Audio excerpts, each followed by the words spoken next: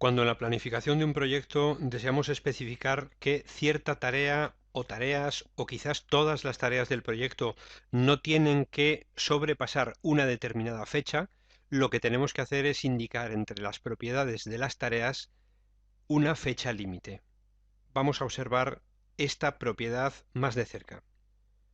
Cuando para una determinada tarea deseamos establecer una fecha límite, lo que tenemos que hacer es entrar en información de la tarea, doble clic por ejemplo, y desde la solapa avanzado tenemos la propiedad de fecha límite.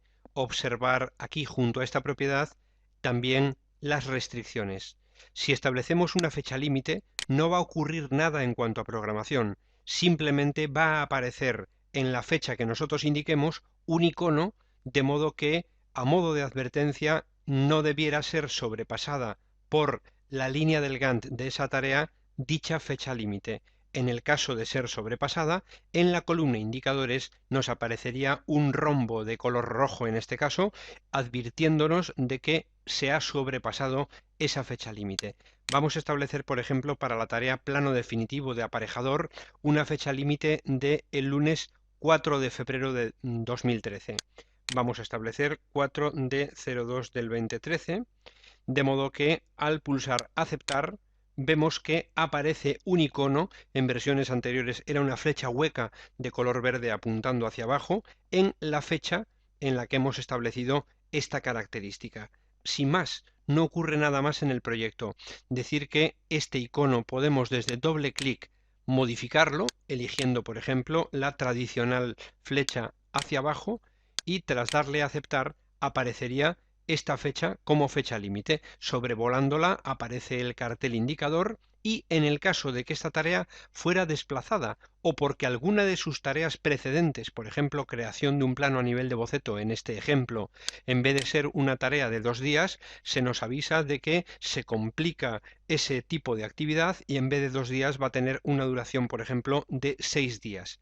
Tras pulsar Enter, veamos que aún no llega a sobrepasar la fecha límite esta tarea, no somos advertidos de ninguna manera, vemos simplemente manifestadas las repercusiones que este cambio ha tenido en las fechas de comienzo de las tareas sucesoras y vamos a modificar, por ejemplo, a 8 días. Veamos cómo en este caso la tarea sí que sobrepasa la fecha límite, sigue estando la programación tal y como la teníamos planificada, pero en la columna indicadores se nos advierte de que esta tarea supera dicha fecha límite. Si quisiéramos establecer una fecha límite para, por ejemplo, todas las tareas de una determinada fase, sería cuestión de seleccionarlas y directamente desde tarea, desde información, no de la, sino de las tareas, podríamos establecer desde la ficha avanzado la fecha límite. Vamos a poner, por ejemplo, también una fecha límite de, en este caso, el 4 de marzo de 2013, 4 de 03 del 2013, y veamos cómo al pulsar aceptar aparece este icono manifestado en dicha fecha, pero solamente para las tareas que tuviéramos seleccionadas. Podíamos haberlo hecho para una tarea de fase o seleccionando para todas las tareas del proyecto. Si deseáramos cambiar el icono predeterminado para escenificar las fechas límite, tendríamos que entrar en la zona de Gantt a estilos de barra y cambiar el estilo bajo el cual se manifiestan en este caso las fechas límite. Vamos a cambiarlo, la fecha límite, vamos a especificar que tenga una forma de flecha hacia abajo, hueca y de color verde.